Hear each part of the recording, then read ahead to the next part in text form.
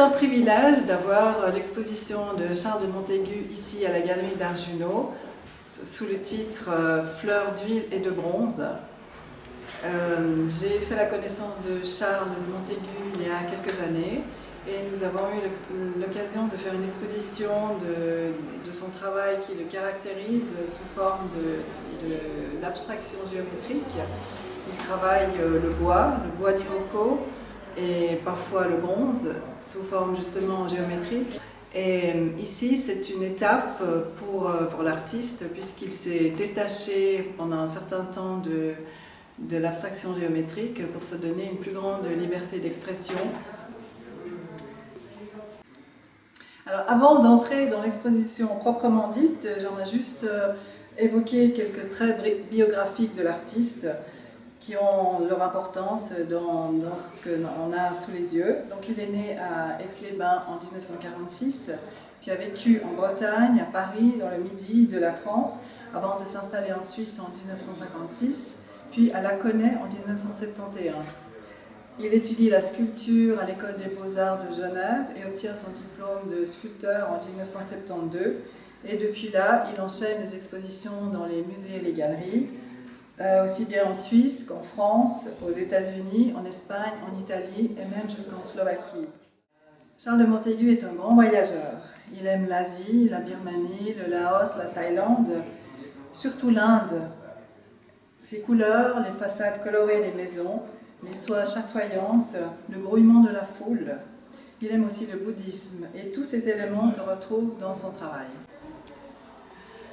Fleurs d'huile et de bronze est une aventure à part où l'artiste a voulu se détacher de la rigueur du géométrisme pour s'offrir une plus grande liberté d'expression en explorant un seul et même thème. Pour ce faire, il travaille depuis quelque temps sur le paysage, sur le nu féminin, avec ou sans modèle, sous forme de dessin, d'esquisse, de gravure ou d'encre de Chine, avant de s'intéresser à la fleur en particulier comme thème à part entière. Et c'est une sorte de glissement subtil de la femme vers la fleur. Et à cet égard, nous avons quelques présences féminines à travers ses œuvres. Cléopâtre, qui s'intitule Cléopâtre, en bleu de Lectoure, un bleu très particulier qui remonte au XVIIe siècle, qui est un bleu végétal que l'artiste a remis au goût du jour. Il y a également dans le mur de fleurs Ève en jaune lumière.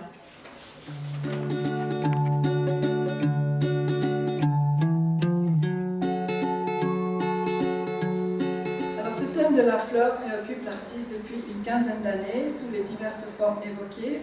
Et ici dans l'exposition, nous avons exclusivement des huiles sur toile et des fontes de bronze qui constituent le caractère inédit de l'exposition.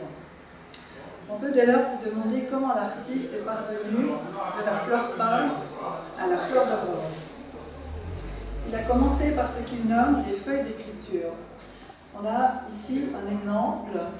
C'est une peinture avec diverses couches de peinture superposées, du noir, du rouge, du bleu, et finalement recouvert de blanc, où l'artiste a dessiné une fleur au moyen d'un couteau ou d'un cutter.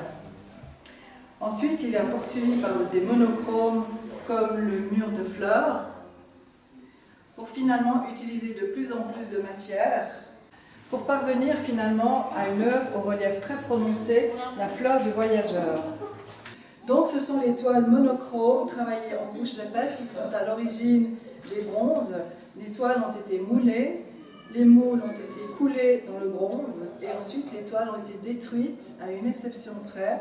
Donc chaque pièce de bronze est une pièce unique.